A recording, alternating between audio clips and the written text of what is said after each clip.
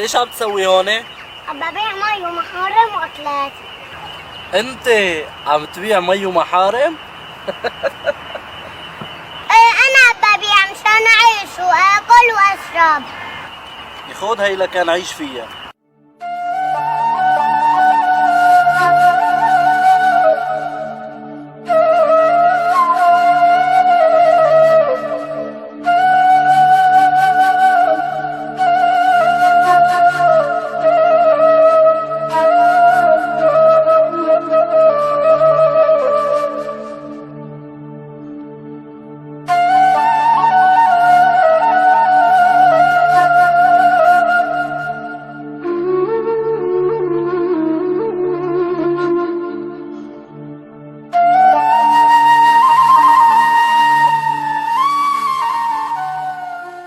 طز فيك وفي نصراتك.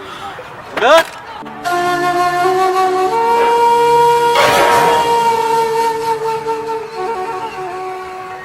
اسمع عمو وخلي كل العالم تسمع.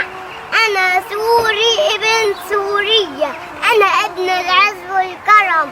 اجدادي وابائي كلهم سوريين. عشنا بكرامة ما منموت الا بكرامة، بس الحرب خانتنا ومع ذلك اهلنا علمونا ما ننزل الا لربنا، والحمد لله نحن بصحة وعافية.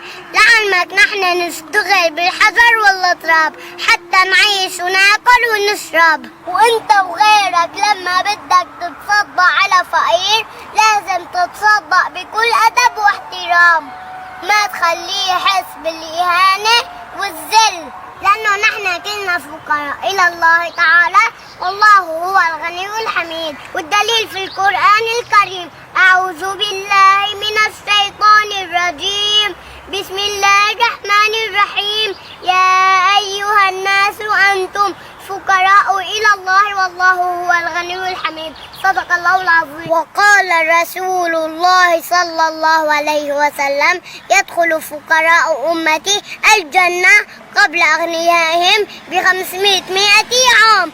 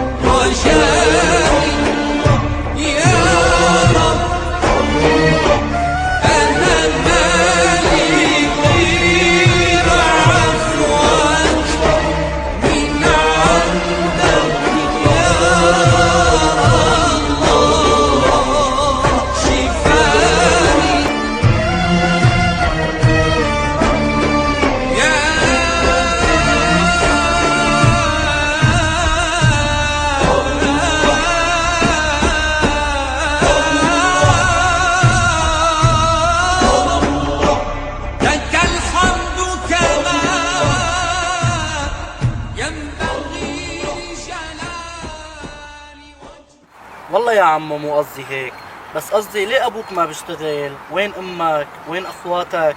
ليش تاركينك هيك لحالك؟ ماتوا كلهم بالحرب بسوريا.